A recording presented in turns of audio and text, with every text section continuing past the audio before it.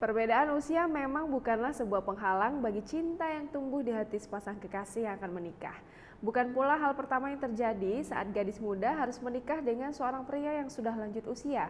Seperti yang satu ini, meski sempat ditolak saat melamar seorang wanita yang menjadi idamannya, nyatanya kakek berusia 58 tahun ini justru menikahi anak gadis dari wanita yang menolaknya itu.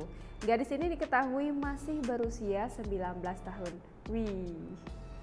Awalnya melamar si ibu namun dapat anaknya.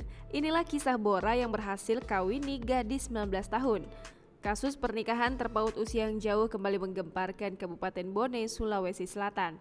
Kali ini seorang pria berusia 58 tahun berhasil menikahi gadis 19 tahun. Pernikahan ini pun terbilang unik lantaran sebelumnya mempelai pria melamar ibu sang gadis.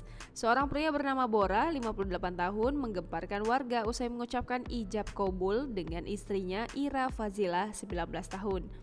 Pernikahan keduanya berlangsung di Dusun Cipaga, Desa Bana, Kecamatan Bonto Cani pada Rabu 7 April 2021 di hadapan penghulu. Informasi yang didapat sebelumnya Bora melamar ibu kandung Ira. Namun lamaran tersebut ditolak dan Ira malah menawarkan anak sulungnya untuk dinikahi. Proses pernikahan pun berjalan lancar dengan mahar uang tunai 10 juta rupiah serta lahan berupa kebun seluas 1 hektar.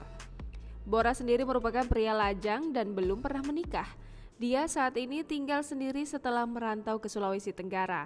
Sementara Ira Fazilah adalah anak yatim dan putri sulung dari 3 bersaudara. Ishak menambahkan pernikahan ini dilakukan atas dasar suka sama suka lantaran keduanya masih terpaut hubungan kekerabatan.